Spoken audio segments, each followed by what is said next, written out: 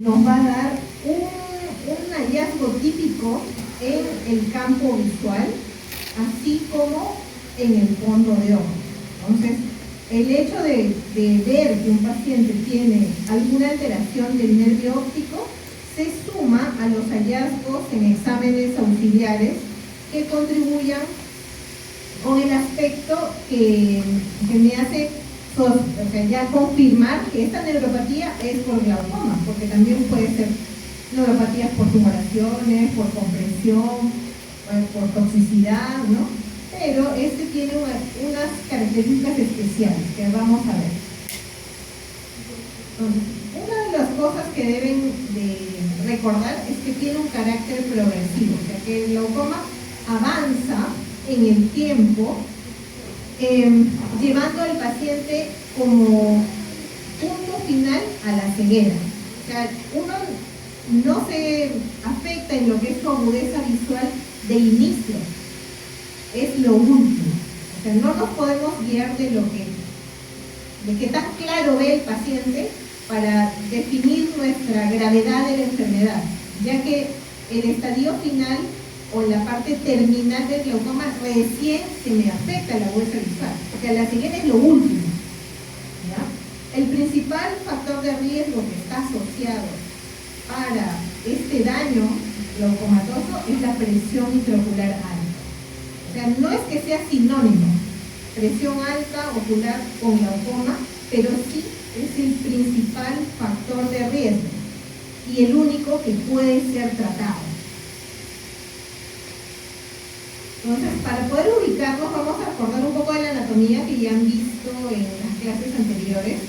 Recordar pues que el humor acuoso se forma aquí, en los procesos ciliares que están detrás del iris.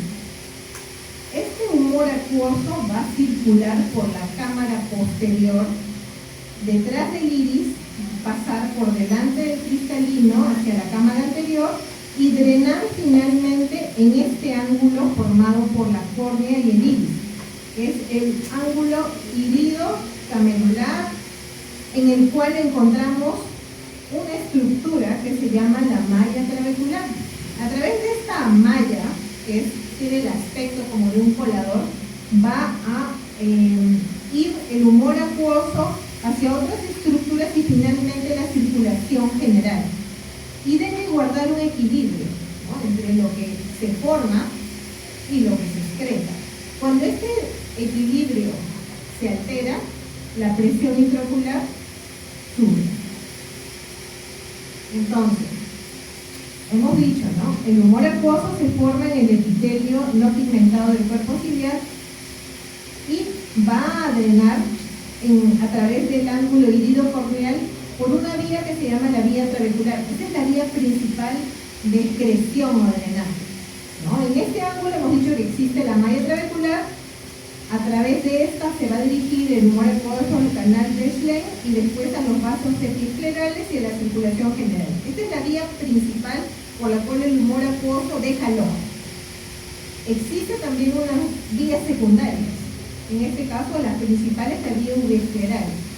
Esta vía uveescleral, el humor acuoso de la cámara anterior pasaría a un espacio intersticial entre las fibras del músculo ciliar y después al espacio supraciliar y supracoroideo. En este caso, esta otra vía contribuye a una pequeña cantidad nada más de lo que corresponde al humor acuoso. Entonces, se dice pues que el drenaje trabecular se considera lo que es la vía convencional, que es a través de malla trabecular. Más o menos alrededor del 90% del humor acuoso abandona el ojo por esta vía, mientras que la vía no convencional, el drenaje se lleva a cabo a través de la vía uveescleral y se dice que incluso a través del iris podría haber una pequeña cantidad de humor acuoso que también drene por ahí. Pero esto es una vía de importancia menor. Pero los medicamentos que usamos para el tratamiento del glaucoma tratan de usar estas vías secundarias para que se aumente la excreción a través de ellas y de esa manera bajar la presión, ¿no? Por eso la importancia de conocer las dos vías, ¿no?, la convencional y la no convencional. Entonces, la presión intraocular, como hemos dicho, está dada por la cantidad, en este caso de humor acuoso, que normalmente se mantiene en equilibrio, ¿no? Lo que se forma debe ser igual a lo que se excreta. Y eso me va a dar un volumen que en el ojo se puede medir a través de la dureza que tiene, ¿no? Es igual como si yo inflara un globo de agua. Depende de qué tan lleno lo tenga, va a ser más blando, o si está muy lleno, va a ser muy denso, ¿no? En el ojo es igual. Si yo tengo la misma cantidad que se forma, que se excreta, pues va a tener una presión, vamos a llamar normal, que en líneas generales se está establecido que la presión normal del ojo va entre 10 a 21 milímetros de mercurio.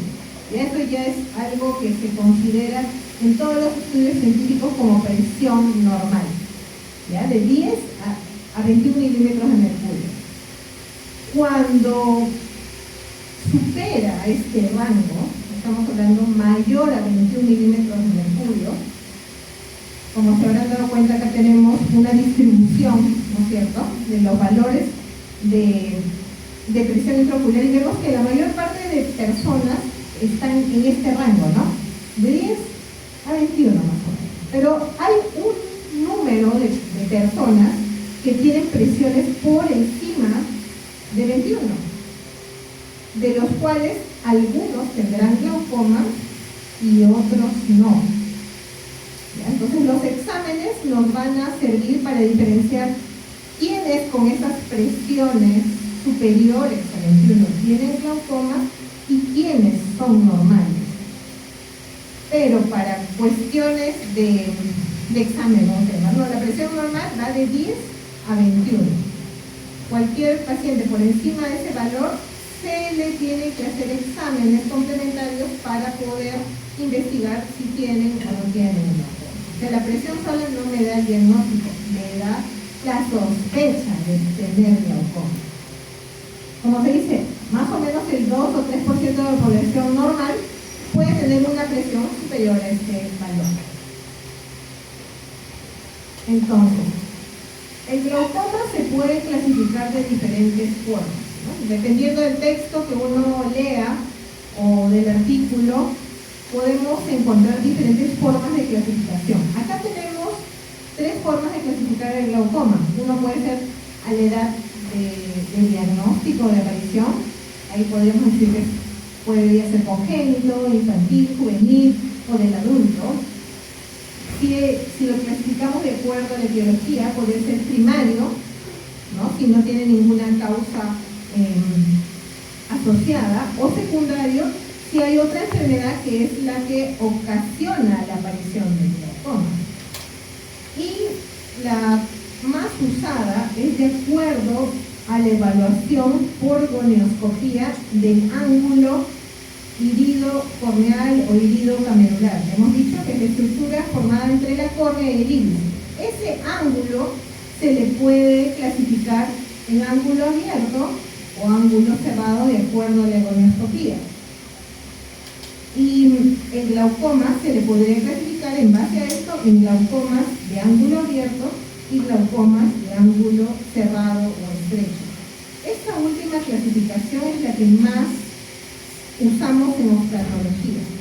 ¿Ya? La mayor parte de artículos de repente que puedan revisar en la literatura y en los libros van a clasificar el glaucoma de acuerdo al ángulo, ¿no? Entonces dice glaucoma primario de ángulo abierto o glaucoma secundario de ángulo abierto, ¿no? Entonces este es el tipo de clasificación que se usa más. Entonces, como hemos dicho, de acuerdo al ángulo se puede clasificar en ángulo abierto, glaucoma de ángulo abierto o un glaucoma de ángulo cerrado. Y ya dentro de los glaucomas de ángulo abierto pueden ser glaucomas de ángulo abierto primarios o secundarios si están asociados a otras enfermedades. Y en los glaucomas de ángulo cerrado igual, ¿no? O primarios o secundarios. Dentro de los glaucomas de ángulo cerrado o estrecho vamos a tener una presentación que en este caso le hemos puesto aparte o como algo muy especial dentro de la parte teórica, que es el cierre angular primario agudo o glaucoma agudo, ¿no? Que es una emergencia oftalmológica y que se presenta solo en pacientes con ángulo estrecho. O sea, yo no voy a tener un glaucoma agudo en una persona con ángulo abierto. ¿Ya? O sea, los glaucomas agudos se presentan solo en pacientes con ángulos estrechos o cerrados. ¿Ya? Nunca un paciente con glaucoma de ángulo abierto va a tener una presentación aguda. ¿Ok? O sea, las presentaciones agudas solo se dan en pacientes con ángulos estrechos. ¿Ya? Para que no haya esa confusión. Esta es la clasificación que nosotros manejamos para los oftalmólogos. O sea, son muchos tipos de glaucoma. ¿Ya? Obviamente no podemos abarcar todos los tipos porque si no sería muy engorroso, aburrido, qué sé yo. Entonces vamos a tratar lo principal, que son los glaucomas primarios de ángulo abierto, que tienen cosas en común con los de ángulo estrecho, el glaucoma agudo, que es la emergencia, y algunos tipos especiales de glaucoma secundarios que tal vez para que se recuerden, porque si no va a ser pues muy aburrido para ustedes, a menos que quieran ser oftalmólogos. Entonces, el glaucoma, como hemos dicho, es un problema de salud pública. ¿Por qué? Porque es la primera causa de ceguera irreversible a nivel mundial. O sea, paciente que queda ciego, como hemos dicho, la ceguera es la parte final, la parte terminal de la enfermedad. Eso no se revierte. No hay ninguna cirugía, ningún tratamiento que me pueda devolver la visión si es que el paciente quedó ciego por glaucoma. Entonces, por eso es importante, porque al ser irreversible, el paciente queda discapacitado, ¿no? Entonces ya se vuelve una persona que depende de otras, hasta para cosas básicas, ¿no? Alimentarse, asearse, desplazarse. Y obviamente eso ocasiona un incremento de lo que es el gasto, ¿no? El gasto familiar y el gasto para el Estado, ¿no? Entonces, por eso es un problema de salud pública. Como es una enfermedad silenciosa, muchos pacientes no saben que tienen glaucoma, a menos que por algún motivo vayan a una consulta.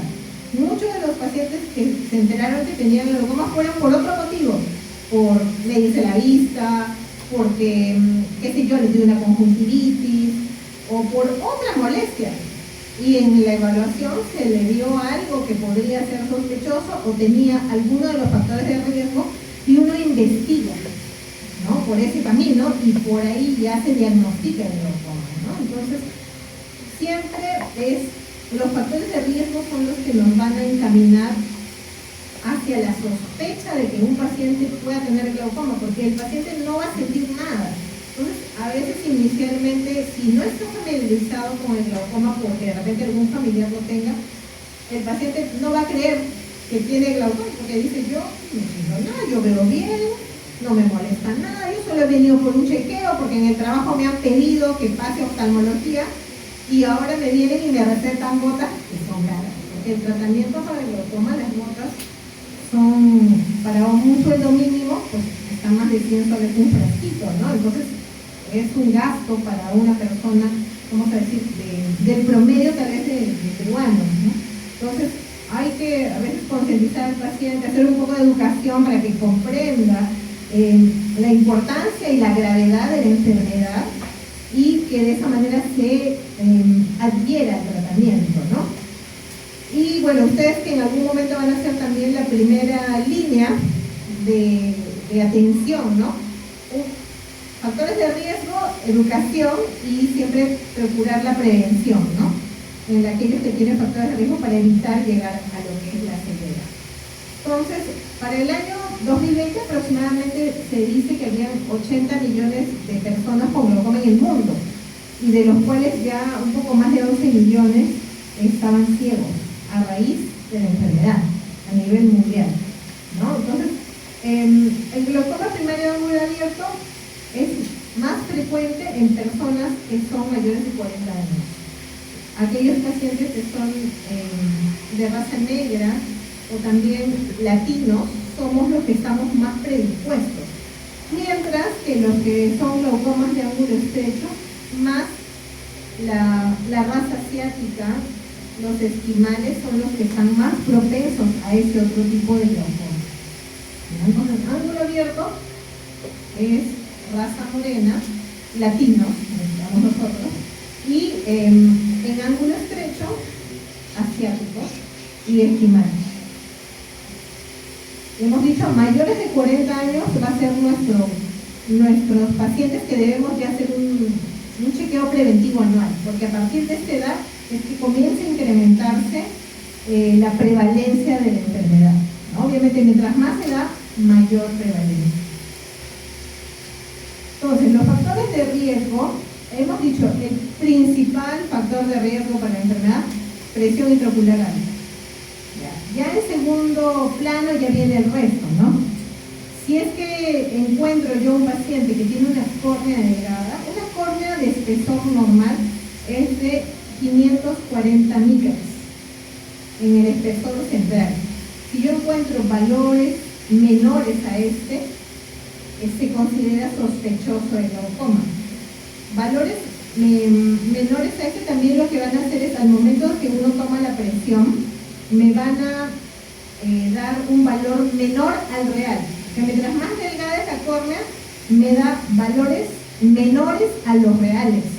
Entonces, para eso existen tablas de corrección de acuerdo al grosor, ¿no? Dice, ya, si son 490 micras, ya, no es lo mismo que 540, entonces se suma más 5, por ejemplo, ¿no? O sea, si yo encuentro un paciente que tiene más 15 de presión, pero tiene 490 micras, más 5, o sea, ya no es 15, es 20, porque ya existen ya tablas estandarizadas para corrección del valor de la presión de acuerdo al grosor. Entonces puede variar, ¿no? Una cosa es tener 15 y otra cosa es tener 20, o sea, ya estamos cerca al límite. Si a eso le sumamos que de repente dice, mi mamá ha tenido glaucoma y es miope, entonces vamos juntando factores de riesgo que hacen que tengamos que hacerle más exámenes para poder descartar que no haya la enfermedad comenzado en este paciente, ¿no? Entonces, la miopía se da con mayor frecuencia el glaucoma de ángulo abierto y en la hipermetropía el glaucoma de ángulo estrecho. Si yo al hacer fondo de ojo yo veo una hemorragia alrededor del disco, en alguna zona del disco óptico, voy a sospechar que tal vez esto es por glaucoma. Si yo también hago el fondo de ojo y veo que la relación copa-disco del nervio óptico está aumentada, también eso me hace que sea sospechoso el paciente de glaucoma. O si yo veo una diferencia en el aspecto del nervio óptico del ojo derecho con respecto al ojo izquierdo, mayor a 0.2 de asimetría, voy a sospechar que hay algo que no está bien, porque normalmente nosotros no somos idénticos, pero somos similares entre una y otra parte de nuestro cuerpo. Entonces hay factores que nos pueden dar sospecha de que algo está pasando, porque el glaucoma usualmente es bilateral, pero no empieza de forma simétrica. Puede comenzar primero en un ojo y después en el otro. Edad, hemos dicho, mayores de 40, la raza negra, latinos, en glaucoma de ángulo abierto, raza, los asiáticos y esquimales en el glaucoma de ángulo estrecho. Si tengo un familiar directo, ¿no? Padres, hijos, hermanos, voy a tener más riesgo de tener glaucoma. La diabetes también está asociada, las alteraciones en la circulación de presión de perfusión, problemas de vasoespasmo como migraña, y es más frecuente en mujeres. El glaucoma es más frecuente en el sexo femenino. Además también se asocia a lo que es el consumo de alcohol y tabaco, porque bueno, son elementos que son tóxicos, ¿no? En la mayor parte de enfermedades intervienen estos dos. Entonces, de acuerdo a lo que hemos mencionado, la fisiopatología del daño por glaucoma principalmente se da a través de dos mecanismos, ¿no? Para esto hay una teoría mecánica y una teoría vascular, que al final sea por cual sea el camino, lo que me va a dar es daño del nervio óptico, principalmente de lo que son las células ganglionares que lo componen. Entonces, en lo que es la teoría mecánica, al tener la presión ocular elevada, lo que vamos a ver es que hay una deformación mecánica de la lámina clivosa que está a nivel de la cabeza del nervio óptico. Esa deformación mecánica lo que va a dar lugar a que las fibras de las células ganglionares que están en el nervio como que se tuerzan o se ahorquen. Y al ocurrir esta torsión va a dar lugar a que no pueda llevarse a cabo el metabolismo normal de nutrientes, de oxígeno a nivel neuronal y con el consiguiente daño y muerte celular. Por otro lado, la teoría vascular te dice que al haber un menor flujo vascular en la cabeza del nervio óptico, lo que va a pasar es que igual va a haber hipoxia, eso me va a llevar a isquemia y esto me va a llevar a lo que es la muerte neuronal, ¿no? Entonces, la mayor parte de los tipos de glaucoma se dan a través de la teoría mecánica, puesto que está relacionado al aumento de la presión ocular. Pero como hemos dicho, hay pacientes que tienen glaucoma, pero no tienen presión ocular alta. Entonces se dice que estos encajarían en la otra teoría, que es el déficit de irrigación a nivel de la cabeza del nervio óptico, dando lugar pues a la muerte celular y a los cambios que ya hemos mencionado, finalmente a la ceguera sería lo último, ¿no?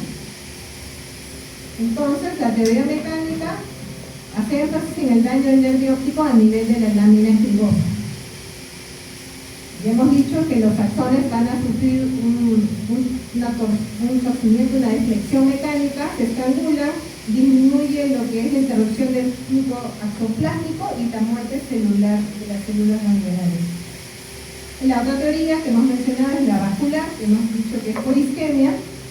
Igual lo que va a dar lugar es a la muerte celular, sea cual sea el mecanismo. Pero incluso se postula que hay otros mecanismos, que puede ser incluso que hay sustancias tóxicas, que alteraciones de factores neurotróficos, también fallo en mecanismos de reparación. Hay otras teorías que tratan de explicar por qué se daña el nervio óptico en glaucoma, ¿no? Hay todavía mucho que no se sabe sobre esta enfermedad, pero sea cual sea el mecanismo, lo que se daña primero son las células ganglionares. Entonces, ¿qué me va a decir un paciente que viene con glaucoma? No tiene síntomas, es asintomático, ¿no? No presenta ningún signo de advertencia inicialmente. ¿Ya? Estamos hablando de glaucoma crónico, ¿ok? Ya cuando hemos dicho está en estadios finales de la enfermedad, ahí ya el paciente recién va a manifestarnos algo.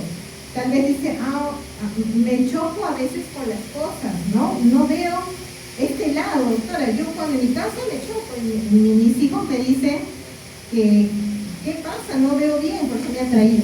¿Por qué? Porque se altera el campo de visión, ¿no? Al final el paciente termina viendo a través de un túnel, como si hiciéramos con el papel un cucurucho y uno mira, así termina viendo al paciente con glaucoma. Entonces, solo tiene visión central, pero no visión periférica. Entonces, al desplazarse, es más factible que se choque con las cosas. Incluso para mirar, el paciente tiene que voltear para ver puntualmente qué es lo que quiere ver, porque solo tiene visión central. Entonces, como no da síntomas y es asintomático en los estadios iniciales, se le conoce también como el ladrón silencioso de la visión. De ahí su peligrosidad, al no dar síntomas. Entonces, para que yo tenga cambios detectables, si este viene a ser toda la gama o desde el inicio hasta la ceguera, recién, miren, en el medio, casi del medio para ya la segunda parte, es que recién tengo evidencia en exámenes de que hay cambios en el nervio óptico.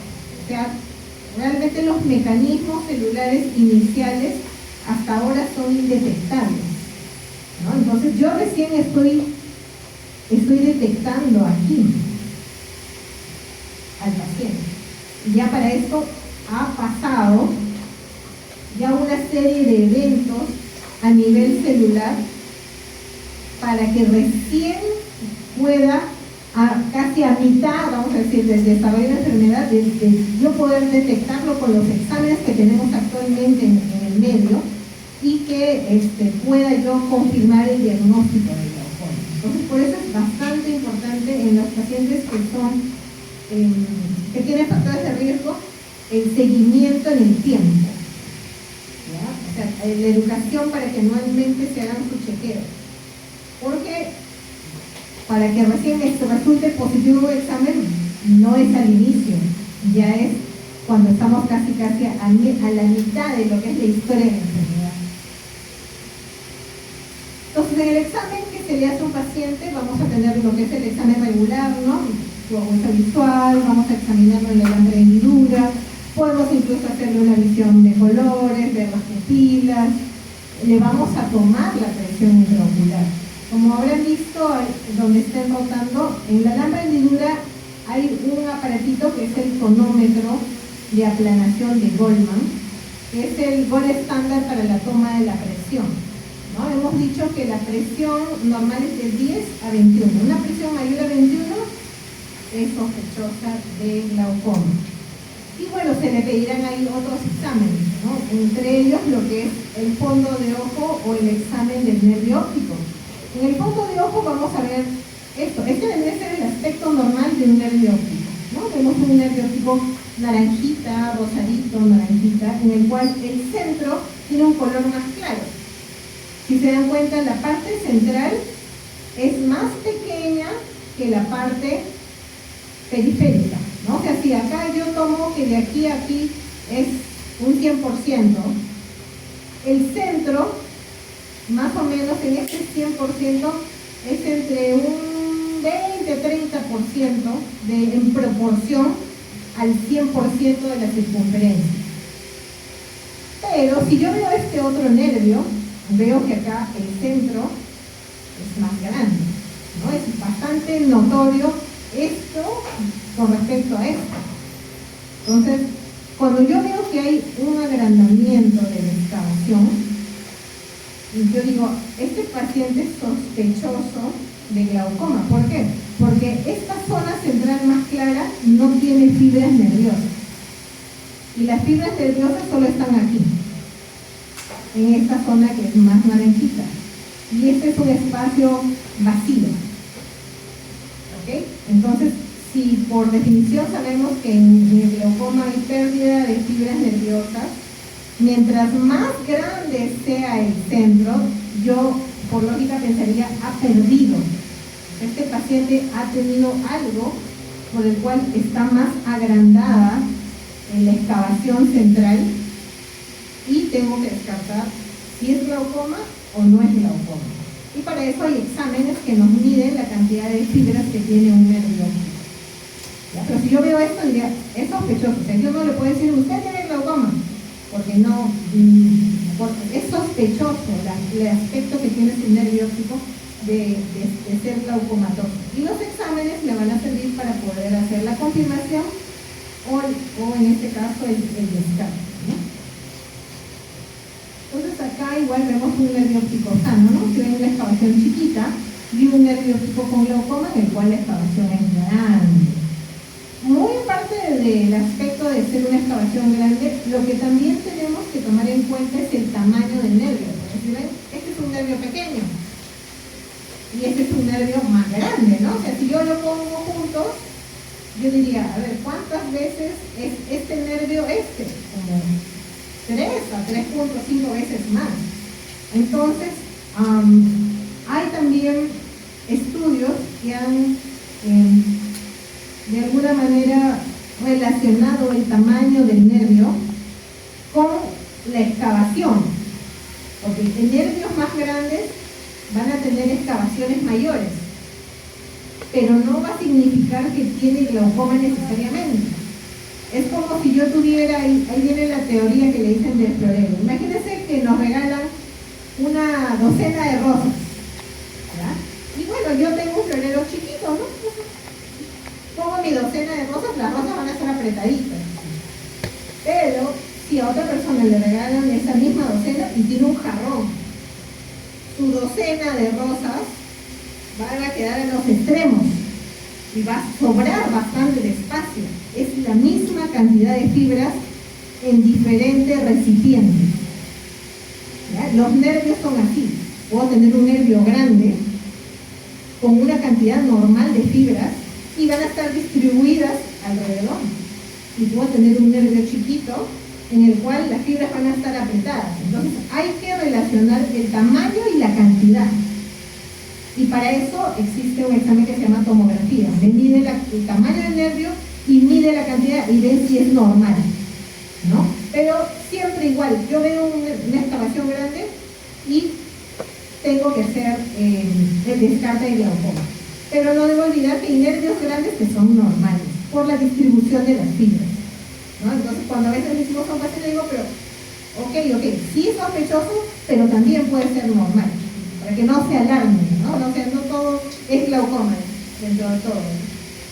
Entonces, otra cosa que también debemos recordar, aunque acá no se ve muy bien exactamente el límite, pero la parte inferior del nervio es más gruesa que la parte superior, y de ahí viene la parte nasal y finalmente la parte temporal. O sea, el grosor va así, ¿no? Inferior, superior, nasal y temporal. O sea, por eso le dicen la regla Isen, ¿no? Como en inglés Isen, porque en ese orden es el grosor normal de un nervio óptico, cómo se debería ver al hacerle el fondo de ojo. Cuando rompe esta regla, es decir, que yo veo que el inferior no es el más grueso, sino el superior, puedo pensar, ha perdido fibras en la parte inferior y ya dejó de ser la zona más gruesa, porque acuérdense que las fibras nerviosas son la zona más naranjita y la parte clara es la parte donde no hay fibras, ¿no? Entonces todo nervio normal debe seguir la regla Isen para considerarse sano. Entonces vamos a tener algunos signos que nos puedan sospechar de que un nervio óptico tiene glaucoma, como por ejemplo si encontramos una hemorragia en llama, si vemos, como hemos dicho, un aumento de la excavación, si tiene mayor atrofia peripapilar, o si hay una asimetría en lo que es el reborde nervioso, ¿no? Porque normalmente debe ser circular, pero si se dan cuenta aquí en la parte inferior como que se va hasta acá. O sea que esta zona inferior, que supuestamente es la más gruesa, ya no es la más gruesa, ahora es más gruesa tal vez la parte superior. Entonces ahí, al romper la regla de Isen, me hace que ese nervio sea sospechoso de glaucoma. Entonces, acá vemos cómo va progresando la enfermedad, ¿no? Acá ya de por sí está agrandada la excavación, aquí va agrandándose más, y ya al final prácticamente es como una linecita, como si uno lo hubiese pintado con un plumón, y es mayor la zona central que no tiene fibras. Incluso aquí, estos orificios que ustedes ven, es la lámina cribosa de la cual hablaban las teorías, ¿no? Es una lámina cribosa que está a nivel de la cabeza del nervio óptico. Otro examen es la colonoscopia, que ya hemos dicho que es para saber si el ángulo es abierto o cerrado. Para eso se utiliza este aditamento, que es un gonioscopio. En este caso es el que tiene unos espejos en el cual cada espejo sirve para ver una zona del ojo, y el espejo más pequeñito es para ver el ángulo, ¿no? Entonces, para poder ver todos los 4 cuadrantes del ojo, uno tiene que ir girando el aparatito y va viendo cada cuadrante. Si se ven todas las estructuras para decir que es abierto, o si es que ya se ven solo 2 y de ahí ya se llaman cerrados, ¿no? Acá es como se ve, ¿no? Estas son las 4 estructuras que se deben ver en la gonioscopía: la línea de Schwarz, la malla trabecular, el espolón escleral y la banda del cuerpo ciliar. Si yo veo estos 4 elementos, se trata de un ángulo abierto. En cuanto a examen de imágenes, dentro de ellos uno de los más importantes es la tomografía de coherencia óptica. Como hemos dicho, este examen va a servir para poder saber la cantidad de fibras nerviosas que tiene el nervio. O sea, a través de eso yo puedo cuantificar. O sea, mis ojos ven el aspecto, pero este examen ya les da números. Nos da números y nos da colores. Entonces es fácil a través de este examen poder también explicar al paciente su condición. Cuando está en color verde, está en valores normales. Si es color amarillo, es un valor límite. Y si está en rojo, es que ya está por debajo de los valores normales. Entonces, es más entendible también para el paciente decirle, ¿no? Acá, en el ojo derecho, por ejemplo, ¿no? Hay una disminución de fibras nerviosas en la parte superior e inferior, ¿no? En cambio, en el ojo izquierdo tiene valor normal. Entonces, con eso uno le puede explicar al paciente cómo está el daño en el nervio óptico. Y además tiene valores, que eso nos sirve para poder cuantificar el cambio en el tiempo. El otro examen que es importante es el campo visual, ¿no? En este caso, es una campimetría computarizada. La campimetría nos sirve para ver cuánto del campo visual ha sido dañado por glaucoma. Los hallazgos que son característicos para glaucoma son escotomas paracentrales y escotomas arqueados. Por ejemplo, este de acá es un escotoma arqueado, ¿no? Si se dan cuenta es como un semicírculo. Acá está uno en la parte inferior y acá hay otro que está superior. ¿Y por qué tiene esa forma? Porque las fibras nerviosas tienen esta distribución, ¿no? Al tener esta distribución, cuando hay daño me va a dar en el examen esta forma. Y esta imagen que tenemos en la parte central es cómo se graficaría un glaucoma avanzado, en el cual solo tiene visión central. Es decir, que todo esto que vemos en negro son estímulos luminosos que se le pusieron al paciente y no pudo percibir. Entonces, pero este es el estadio final de la enfermedad, ¿no? La visión tubular. Hemos hecho el campo visual. Estos son algunos de los patrones, ¿no? El escotoma arqueado, el defecto paracentral, el escalón nasal, que son los más característicos, y finalmente la visión tubular. Es como ver a través de un pequeño orificio. Otras cosas que se pueden hacer ecografías para poder medir el ángulo, se puede medir el ancho de la cámara anterior, ¿no? Pero muchas veces no disponemos de todos los equipos para poder hacer todos los exámenes. Pero esto es para que tengan un vistazo de lo que se puede hacer. También, indirectamente, cuando examinamos en la lámpara de hendidura, nosotros podemos tener una idea de la profundidad de la cámara, ¿no? Con la hendidura se ilumina la córnea y también se ilumina el iris, y yo lo puedo ver qué tanta separación hay entre estas dos zonas y decir, ¿es una cámara amplia o es una cámara estrecha? ¿No?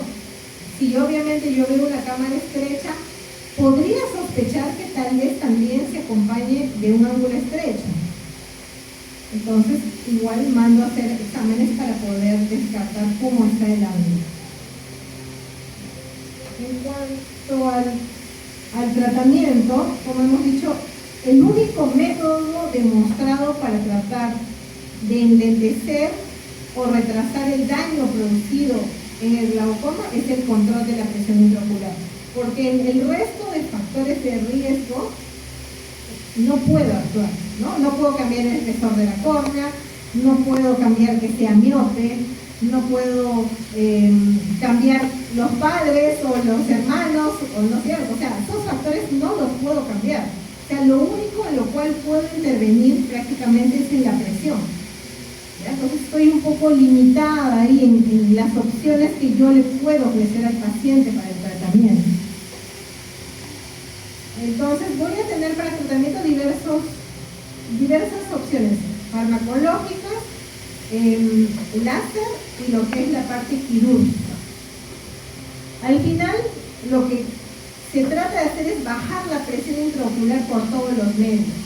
Obviamente, mientras más grave tenga el glaucoma, mientras más avanzado tenga el glaucoma, requiero presiones más bajas, ¿no? Un paciente con un glaucoma avanzado, y yo diría, ya tiene presión 19. En mi rango es presión normal, pero para un glaucoma avanzado 19 es mucho. ¿Por qué? Porque es un nervio que es muy lábil a los cambios de presión. Entonces, idealmente ese paciente debería estar en 14 a lo mucho, idealmente en 12, ¿no? O sea, mientras más gravedad ya tenga la enfermedad, la meta a conseguir es de presiones cada vez más bajas para darle margen de seguridad. Y a veces eso es lo difícil de conseguir. Entonces, en cuanto al tratamiento médico, como hemos dicho, la presión se basa en un equilibrio entre la producción y la excreción. La producción normalmente no cambia en pacientes con glaucoma y en pacientes normales. O sea, ambos producen lo mismo. Lo que está alterado es la excreción. En personas normales se excreta lo normal y en personas con glaucoma hay una alteración para el pase del humor acuoso en la malla trabecular, es decir, que no se excreta la misma cantidad. Entonces, como yo no puedo modificar, lo que puedo modificar es tratar de excretar más o tratar de producir menos, ¿no? O producir menos y excretar más. Ahí es donde van los medicamentos, ¿ok? Entonces tenemos la primera línea de tratamiento del glaucoma lo constituyen las prostaglandinas. Esa es la primera línea del glaucoma. A su cabeza el más conocido es el latanoprós. Lo que va a hacer el latanoprós es tratar de incrementar la excreción por la vía uveo-trabecular, que es una vía no convencional. O sea, trata de aprovechar esa otra vía de excreción para aumentar el porcentaje de humor acuoso que va por allí y de esa manera disminuir la presión intraocular. Pero para poder hacer eso, las prostaglandinas, ¿qué hacen? Usualmente están presentes en la inflamación. O sea, es un fármaco que es proinflamatorio. Por eso es que el paciente cuando inicialmente comienza a usar una prostaglandina, el ojo se le pone rojo, puede sentir incomodidad, ¿no? ¿Por qué? Porque en realidad le estamos generando una inflamación controlada para tratar de que haya mayor excreción por una vía no convencional. En segundo lugar tenemos los beta bloqueadores, de los cuales en el mercado lo que tenemos es el timolol. Y ya en segunda línea vamos a tener lo que son los alfa agonistas. Los beta bloqueadores lo que hacen es tratar de producir menos humor acuoso. En la segunda línea lo que tenemos son los alfa agonistas y los inhibidores de la anhidrasa carbónica, que como su nombre los dice son de segunda línea, es decir que normalmente lo que se hace es adicionar estos a lo anterior, ¿no? Entonces cuando una droga no es suficiente para bajar la presión al valor meta, lo que hago yo es usualmente adicionar. O sea, al primer medicamento le adiciono un segundo, y si no me funcionan esos dos, le agrego un tercero, ¿ya? Y si no, le agrego un cuarto, porque en realidad, si se dan cuenta, aquí básicamente lo que vamos a tener son 4 grupos de fármacos. Porque este de acá es lo mismo, solo que es por vía oral. Y mióticos mucho no se usa por los efectos secundarios. Entonces, prácticamente para glaucoma solo tenemos 4 grupos de medicamentos a usar. Y no hay más en el mercado.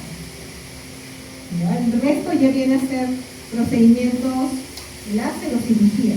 Pues si un paciente usando terapia médica máxima, es decir, usando los 4 grupos de medicamentos, no me controla la presión, sigue avanzando la enfermedad, tengo que hacer algo más, porque ya no tengo más a dónde ir de tratamiento médico. ¿Ya? Entonces, la pilocarpina es el único miótico, lo que hace es es un agente colinérgico, produce miosis, aumenta el drenaje del humor acuoso, pero al producir miosis, pues el paciente va a tener ciertas molestias, ¿no? Pero la pupila va a estar más pequeñita, va a tener un poco de tal vez de visión borrosa y casi no se usa mucho en nuestro medio actualmente. Este es uno de los de segunda línea, de los alfa-adrenérgicos. Tenemos la brimonidina. Aquí lo que este medicamento va a hacer es tratar de reducir la producción del humor acuoso y también aumentar el drenaje del humor acuoso. Actúa en ambas vías. Los betabloqueadores disminuyen la producción del humor acuoso. Ahí tenemos al timolol, es el único que tenemos en el medio. Y de inhibidores de la anidrasa carbónica que actúan inhibiendo la producción del humor acuoso. Ahí sí tenemos de forma tópica la dorzolamida, la brinzolamida y la acetazolamida, es la única por vía oral. O sea, de los medicamentos para glaucoma, la única que se da por vía oral es la acetazolamida, que viene en presentación de 250 miligramos. Se usa usualmente en casos en los cuales la presión está muy alta o uno quiere bajar la presión de forma más rápida. No se usa de uso crónico porque como es sistémico produce depresión de potasio porque es un diurético y bueno, eso da una serie de molestias al paciente, ¿no? Dolor abdominal, calambres, algunos les da aumento de tránsito intestinal, náuseas, ¿no? Entonces es algo que uno puede utilizar por un tiempo muy corto o algo de emergencia, pero no de uso crónico. Y como hemos mencionado, la primera línea son las prostaglandinas que disminuyen la presión aumentando el drenaje del humor acuoso. A la cabeza el atanopro como la droga que se usa más en nuestro medio. Luego, como hemos dicho, si utilizamos los 4 grupos de medicamentos y no conseguimos que el paciente normalice su presión, ya tenemos que hacer uso de otras cosas, ¿no? Ahí vamos a tener lo que son los procedimientos con láser, que también tienen sus indicaciones. No es que el láser se reserva para ciertos momentos, a veces pacientes que recién tienen un diagnóstico inicial y todavía uno no quiere dar medicación, aguantar un poco, porque como no hay mucha oferta en cuanto a tratamiento farmacológico, a veces se decide retrasar un poco el uso de gotas y con láser tratar de ver si aumentando los orificios de salida de la malla trabecular aumenta el drenaje y disminuye la presión. A veces al inicio se puede conseguir y para eso se hace lo que es la trabeculoplastia láser. Pero eso tiene también un tiempo de duración, no es que sea permanente en el tiempo, ¿no? Es para tratar tan solo de frenar el inicio de gotas o coadyuvar a las gotas que ya estén en uso para diferir un poco una cirugía más grande, ¿no? Pero cuando ya necesitan algo mayor, ahí ya se recurre al gol estándar de las cirugías de glaucoma, que es la trabeculectomía. ¿Ya? La trabeculectomía, ahora vamos a ver una figura, consiste en crear una derivación del humor acuoso desde el interior del ojo hasta el exterior. Cuando esto ya no funciona, porque de repente fracasó en un primero o en segundo intento, ya se recurre a los dispositivos valvulares, que tratan de hacer lo mismo, pero a través de un dispositivo médico, ¿no? Entonces, en la trabeculectomía, en la técnica de elección, lo que consiste es, se hace un orificio que comunica el exterior con el interior del ojo, ¿no? Si se dan cuenta, esta es la cámara anterior y se ha hecho un pasaje hacia el exterior, pero ese pasaje no está abierto, sino que está cubierto por la conjuntiva. Es decir, que el humor acuoso se va a acumular aquí, debajo de la conjuntiva, y lo vamos a ver así, como si fuese un globito, como una ampolla, ¿no? Acá está inflado, se ve elevado, porque hay un humor acuoso que lo está llenando. Y eso difunde, y bueno, sale, se difunde, y de esa manera se baja la presión. Los dispositivos de implante valvular hacen algo parecido, pero a través de un tubo, ¿no? El tubo va a la cámara anterior y por ese tubito va el humor acuoso hacia un plato. y ese plato igual está cubierto por conjuntiva, y por ahí también difunde el humor acuoso para tratar de bajar la presión, ¿no? Como si fuese una derivación. Hay algunas condiciones en las cuales, por ejemplo, la trabeculectomía no se aconseja, como en el caso de los glaucomas neovasculares, que es un tipo de glaucoma secundario en el cual hay formación de vasos anómalos, y obviamente al querer muchas veces hacer el orificio en esta zona, lo que vamos a conseguir es un sangrado exhaustivo, y por lo mismo que hay neovascularización, hay inflamación, igual que el glaucoma inflamatorio, y si quisiéramos hacer eso, lo más probable es que la ampolla no se formaría, se cierra por la misma cicatrización. Entonces ahí, en este caso de los glaucomas neovasculares e inflamatorios, se prefiere el drenaje a través de implantes capilares, ¿no? Esta es la trabeculectomía, como hemos dicho, el buen estándar. Aquí todavía no se ha hecho el piquete del orificio, que es lo que va a quedar permeable, ¿no? Para que por ahí vaya el humor acuoso. Esto se cierra y encima se tapa con conjuntiva y ahí se debe formar la ampolla. Y este es un dispositivo valvular que se pone entre los músculos, porque obviamente no se puede poner en cualquier lugar. De preferencia se pone en el cuadrante supero externo del ojo, donde hay un poco más de espacio, respetando los músculos rectos, y el tubo va hacia la cámara anterior. Ahora vamos a hablar sobre algunos tipos de glaucoma especiales, que son glaucomas que tienen ciertas características individuales. Acá vemos un bebé con glaucoma congénito. Si se dan cuenta, las córneas se ven, uno lo ve y diría, tiene ojos celestes, ¿no? Parece un niño de ojos claros, pero en realidad lo que vemos es que la córnea está edematosa. ¿Ya? O sea, acá está celeste azulino, pero con edema corneal. Y el edema corneal es por la presión ocular alta. O sea, cuando alguien tiene la presión ocular alta de forma rápida, lo que va a suceder es que la córnea se va a hidratar, porque no va a poder mantener el equilibrio de la presión normal, y va a verse este aspecto medio azulino. Entonces, la tríada clásica de un glaucoma un glaucoma congénito es epífora, o sea, lagrimea, fotofobia, el niño le cuesta abrir los ojos, y blefaroespasmo, ¿no? O sea, tiende a cerrar con fuerza los ojos. Esa tríada, epífora, fotofobia y blefaroespasmo en un lactante, me hace sospechar de un glaucoma congénito. Obviamente el bebé no se va a quejar de nada. Lo que va a venir a consulta es la mamá, ¿no? Diciendo de repente, mi niño no quiere abrir los ojos, lagrimea mucho, ¿no? Porque no es algo que tal vez un padre pensaría que es otra cosa, ¿no? Una conjuntivitis, qué sé yo. O me acuerdo que en el hospital vino una señora y que dijo, vengo porque mi hijo tiene los ojos claros, y nadie en mi familia tiene los ojos claros, y era igual que esta cosa. El bebé tenía un glaucoma congénito. El tratamiento aquí es quirúrgico y el diagnóstico es clínico. O sea, acá no vamos a ponernos a hacer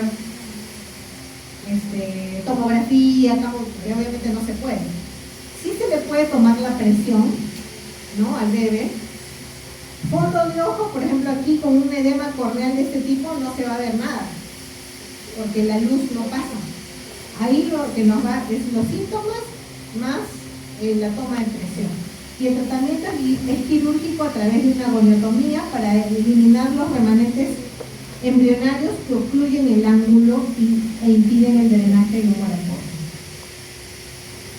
Otro tipo de glaucoma que es bastante frecuente en nuestro medio es el glaucoma pseudoexfoliativo, que también es un tipo de glaucoma secundario. La pseudoexfoliación viene a ser la presentación de como un descascaramiento de la cápsula anterior del cristalino. No sé si se llega a ver ahí en la foto, se ve como si acá hubiese un círculo y acá hay un segundo círculo más, ¿no? Es como el salitre en las paredes cuando hay humedad. Ustedes ven que se comienza a levantar la pintura. Es algo parecido, pero en la cápsula anterior. Entonces, esto que se va descascarando lo que va a suceder es que se va al ángulo e impide el drenaje lumbar acuoso. Entonces, el glaucoma pseudoexfoliativo se caracteriza por eso. Y no solo la pseudoexfoliación está aquí en el cristalino, sino lo vamos a ver también en otros órganos. Pero a nivel del ojo lo que va a suceder es el aumento de la presión por obstrucción en el ángulo, y también esto contribuye a la debilidad solular, que es el tejido que sostiene el cristalino, ¿no? O sea, si hubiese una pseudoexfoliación muy grave, incluso el cristalino puede caerse, ¿no? O sea, se puede hacer como una subluxación del cristalino, porque si no tengo las fibras que sostienen el cristalino, ¿qué va a pasar? Se va a ladear, o se va para atrás, o se va para adelante, ¿no? Y en una cirugía, un paciente que tiene pseudoexfoliación va a ser un poco más de riesgo, porque hay de por sí debilidad solular por el hecho de tener esta característica clínica. En el caso del glaucoma pseudoexfoliativo, tratamientos son los mismos medicamentos que ya hemos visto, y como acá está relacionado a esta sustancia que se va descascarando el cristalino, lo que también se sugiere al paciente es que se haga una cirugía de catarata, ¿no? La eliminación del cristalino. Luego tenemos el glaucoma pigmentario, que como su nombre lo dice, hay un exceso de pigmento que va hacia cámara anterior y va a tapar igual la malla trabecular. Pero acá lo vamos a ver al hacer la gonioscopía, porque la malla trabecular va a tener una tinción demasiado exagerada, ¿no? Entonces acá ustedes ven una línea, parece que lo hubiesen agarrado con una crayola y lo hubiesen dibujado, ¿no? Es el mismo pigmento del iris que se ha ido a la malla trabecular y la ha tapado, ¿no? Entonces aquí, igual que lo que hemos mencionado para el tratamiento en general de los glaucomas, son los mismos medicamentos, y si no consiguen obviamente el control, pues ya se va a la parte quirúrgica. El otro tipo es el glaucoma neovascular, en el cual hay la aparición de neovasos o vasos anómalos en ciertas zonas del ojo donde normalmente no hay vasos, ¿no? ¿Por qué hay neoformación? Usualmente es una respuesta a isquemia, porque hay el factor de crecimiento vascular endotelial, que cuando hay isquemia se libera, y eso lo que hace es que haya formación de vasos anómalos. En este caso vemos el iris que tiene estos vasos. Este signo en semiología se llama rubiosis. Entonces, cuando yo veo rubiosis en el iris, automáticamente isquemia en la retina. O sea, esto es un indicio que hay isquemia en la retina. Ahora, ¿cuál es la causa de la isquemia?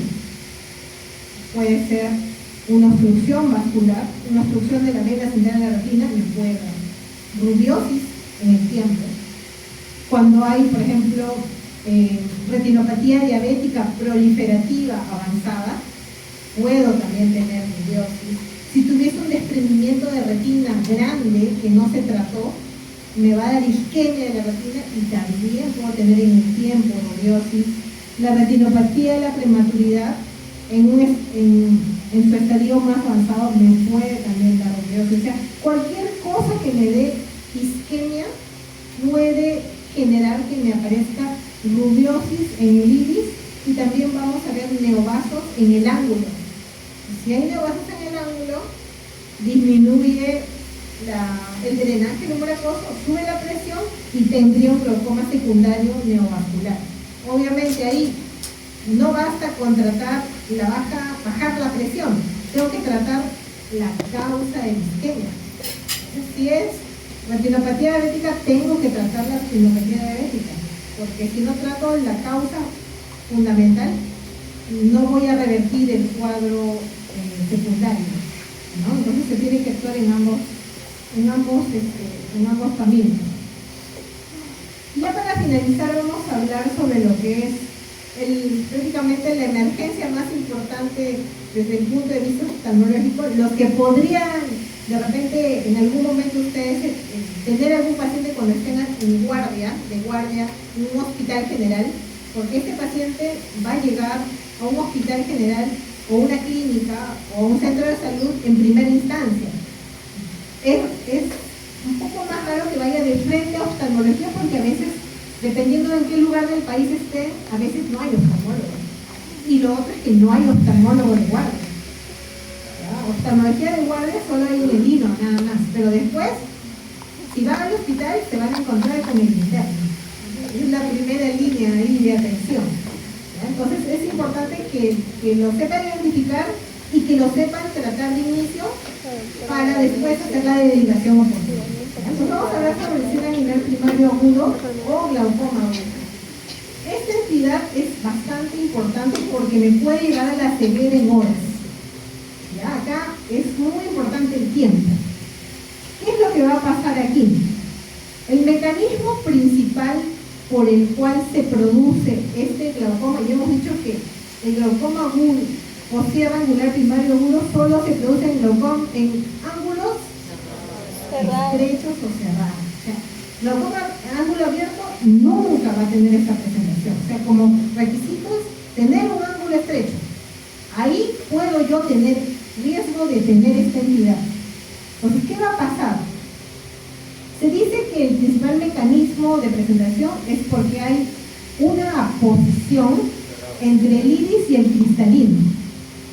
¿Ya? Por algún motivo, esas dos estructuras se juntan, el iris y el cristalino.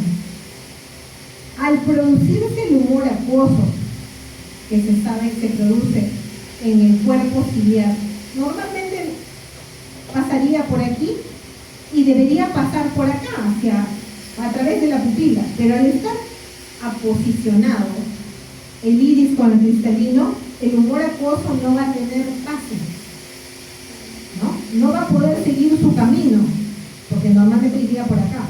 Entonces, al no poder seguir su camino, el humor acuoso se va a comenzar a quedar aquí, ¿no? Se queda atrapado detrás del iris, se sigue produciendo, pero está atrapado. Y al quedarse atrapado, lo que va a hacer es que el iris se va a comenzar a abombar.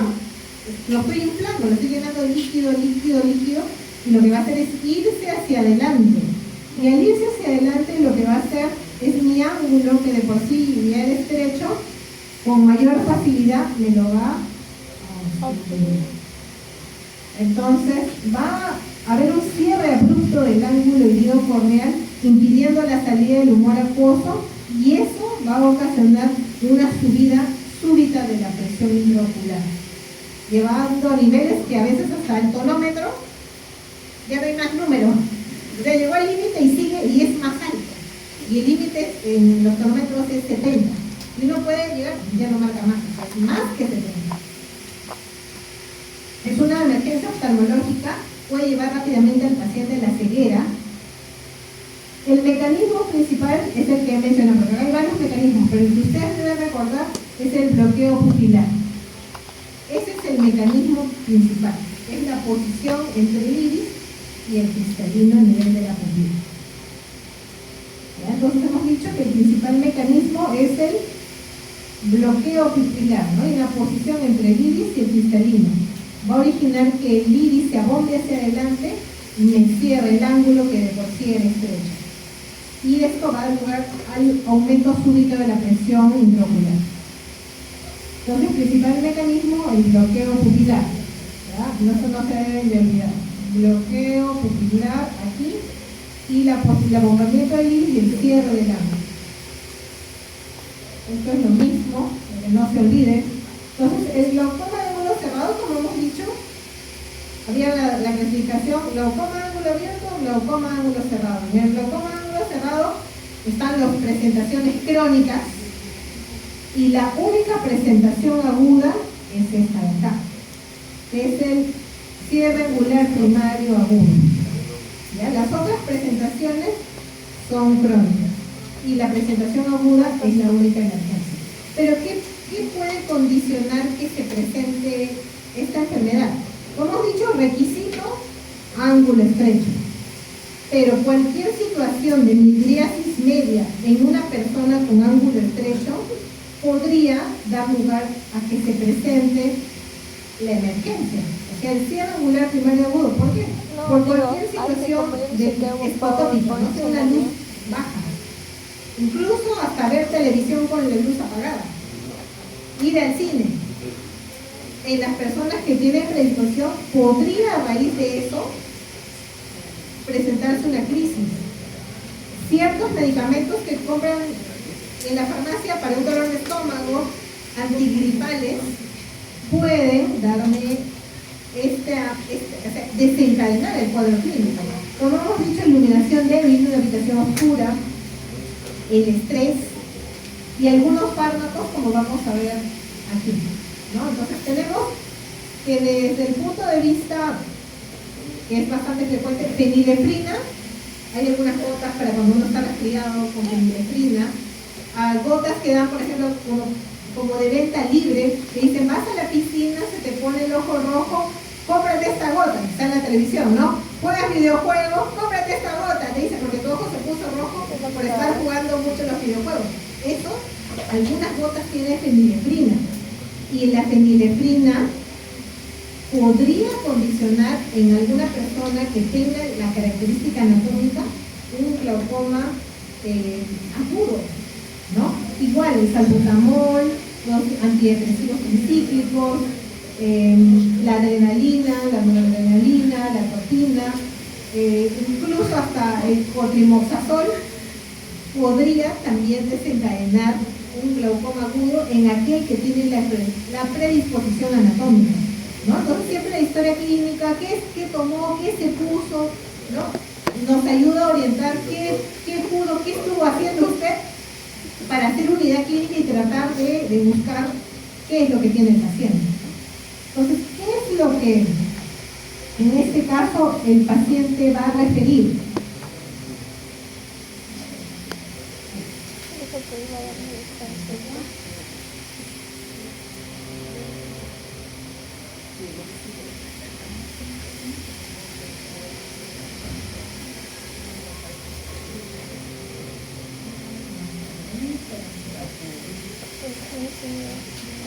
Porque principalmente el paciente va a referir cuando va a emergencia el dolor.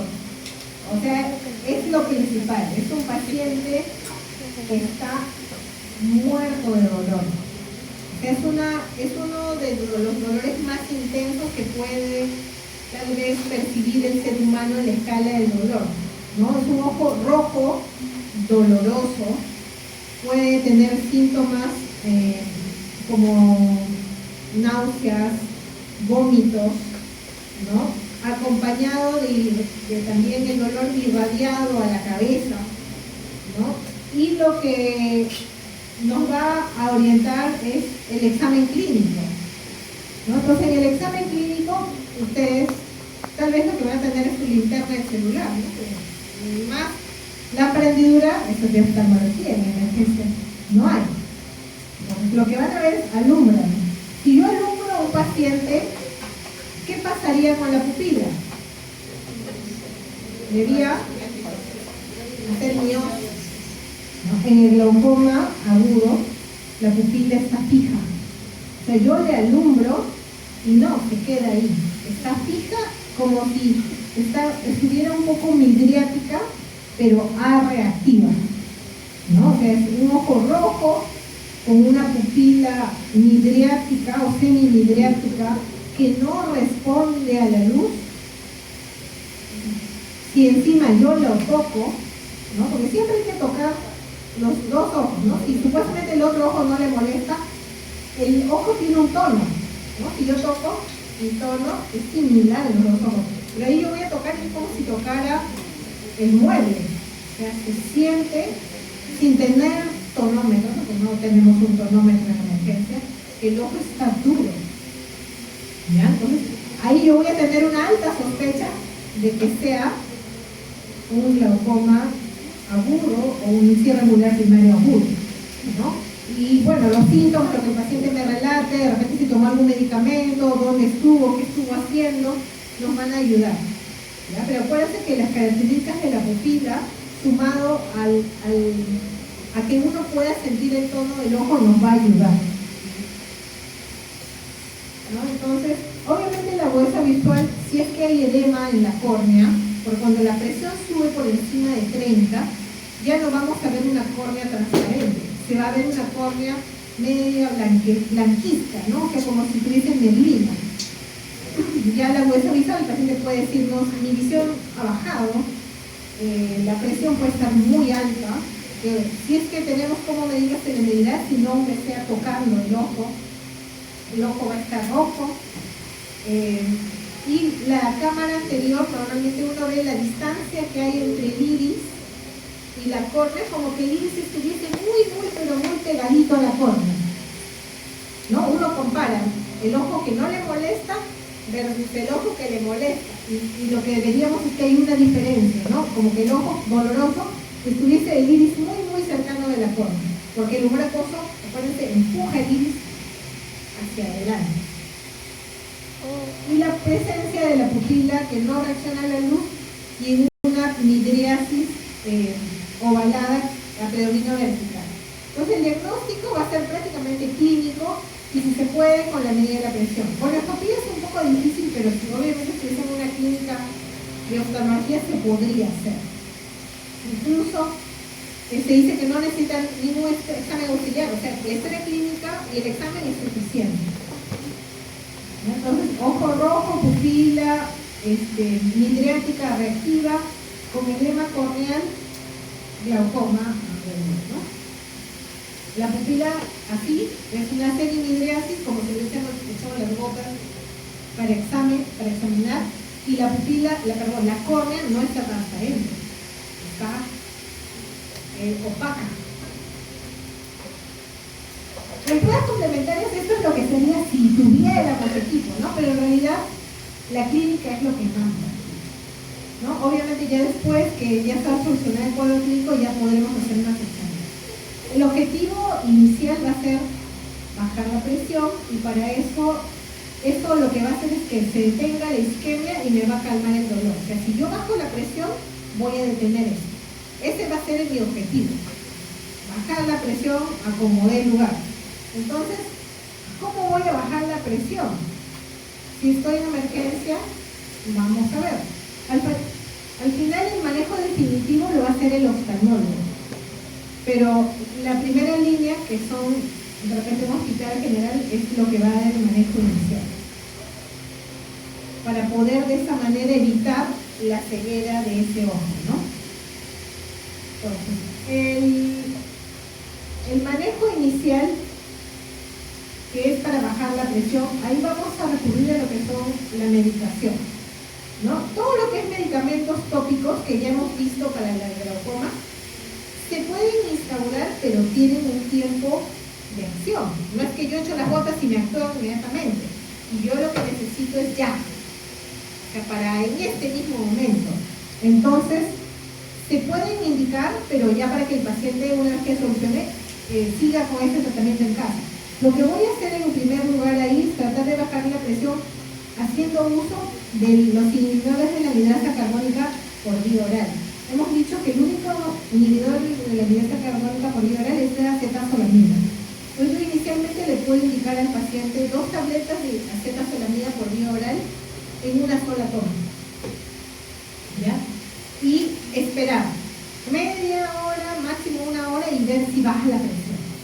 Y eso lo vamos a notar clínicamente. O sea, ni siquiera voy a necesitar tal vez el tonómetro para tomarle, porque el paciente lo que va a sentir primero es que le duele menos. O sea, si le baja la presión, le va a doler menos. Pero si de repente el paciente está muy nauseoso, porque hemos dicho que el dolor se acompaña de náuseas y no me va a tolerar nada por vía oral, lo que tengo que hacer en este caso uso es de un agente osmótico como el manitol. Pues tendría que colocarle el manitol endovenoso en bolo a razón de 150 centímetros a 250 centímetros, más o menos en este rango. Y por efecto osmótico hacer que baje la presión intraocular. En algunos casos, si el paciente puede tolerar, se puede usar también por vía oral. También hay otro agente osmótico que no se puede dar. Estos son los medicamentos, que es lo mismo que hemos tratado. antiinflamatorios que me se pueden, la glicerina, que es algo que uno lo puede encontrar tal vez si está de Serús, ¿no es cierto? Por ahí a veces no hay manitol. Glicerina es algo que se puede encontrar tal vez en una farmacia, en un lugar donde no haya otra opción, ¿no? La glicerina se da 2 frascos en un café sin azúcar. La glicerina es muy dulce. Es la misma que venden en la farmacia. ¿El qué no se podría dar? En los diabéticos. Le deberíamos dar tal vez un coma diabético. Pero es algo que podemos hacer en caso de no contar con manitol y si el paciente me tolera la vía oral. Entonces tenemos acetazolamida, glicerina o manitol. Es algo que puede manejar un médico general. Ese es con el objetivo de bajar la presión inicialmente. No es que ahí hemos solucionado el problema del paciente, pero al menos estamos haciendo que gane tiempo para que pueda de alguna manera llegar a manos del oftalmólogo. También, aparte, como hemos visto en el slide anterior, se puede también adicionar gotas de prednisolona, que es corticoide, y se puede dar algún analgésico también, vía oral, intramuscular o endovenosa, para tratar de aliviar un poco las molestias del paciente. Pero todo lo que es bajar la presión, que es con acetazolamida o hiperosmóticos, es lo que tenemos que procurar inicialmente. También hay maniobras que se pueden hacer para tratar de liberar el bloqueo, pero eso lo hace el oftalmólogo con ayuda de un monoscopio especial, que es este tipo que tiene un manito. El manejo definitivo, una vez que ya bajé la presión, ya el paciente no tiene el dolor con el que vino, va a consistir en conseguir hacer una iridotomía láser. ¿Qué es este orificio? Que parece como cuando la polilla se come un abrigo, se ve uno ve su ropa, un huequito. Así igual en el iris se hace un huequito con láser. Eso se llama iridotomía. Láser porque se hace con un equipo de láser. Y lo que ¿para qué me sirve esto? Como hemos visto la fisiopatología del cierre de este tipo de glaucoma agudo, hay la posición del iris con el cristalino. El humor acuoso se acumula detrás. Pero si tengo yo un orificio, entonces no va a acumularse. ¿Por qué? Porque va a tener otra salida. Entonces, al cerrarse a nivel de la pupila, el humor acuoso va a salir por ahí. Igual se va a ir a camática y se va a ir por el drenaje convencional. O sea, es una salida, es como tener una salida de emergencia. En caso se cierre o se produzca el bloqueo pupilar.